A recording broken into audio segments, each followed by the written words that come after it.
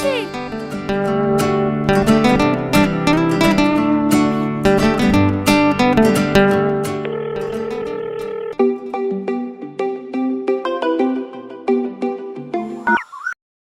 Hello, কে?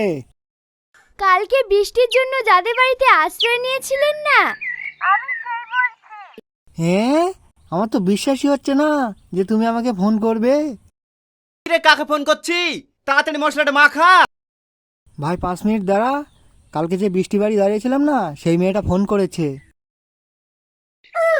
আ এর মধ্যে পটিও ফেলেছি। ঠিক আছে ঠিক আছে, কথা বল। হ্যালো, তুমি আমার চিঠিটা পড়েছো? হ্যাঁ পড়েছি বলেই তো ফোন করছি, না হলে তোমার নাম্বার কোথায় পাবো? সে তো আমিও জানি। কই, চিঠির উত্তরটা তো দিলে না। হ্যাঁ, আমিও তোমাকে অনেক ভালোবাসি, কিন্তু একটা প্রবলেম আছে। আমি এই ওসব কথা বলার দরকার কি? তুই বুবা জানলে ও তোর সাথে প্রেম করবে নাকি?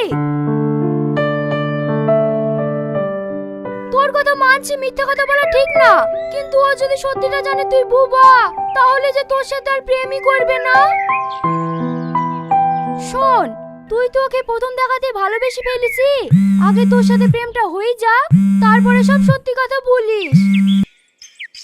কি ব্যাপার? কি প্রবলেম না বলে ফোনটা কেটে দিলে যে?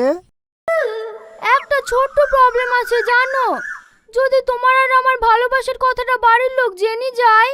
আরে পাগলি, জানলে তাই কি হয়েছে? আমরা দুজন ভালোবেসে বিয়ে করতে চাই, এটি ভয়ের কি আছে? তুমি কি আমাকে বিয়ে করবে না? হ্যাঁ হ্যাঁ অবশ্যই করব। চলো না আমরা একটু দেখা করি।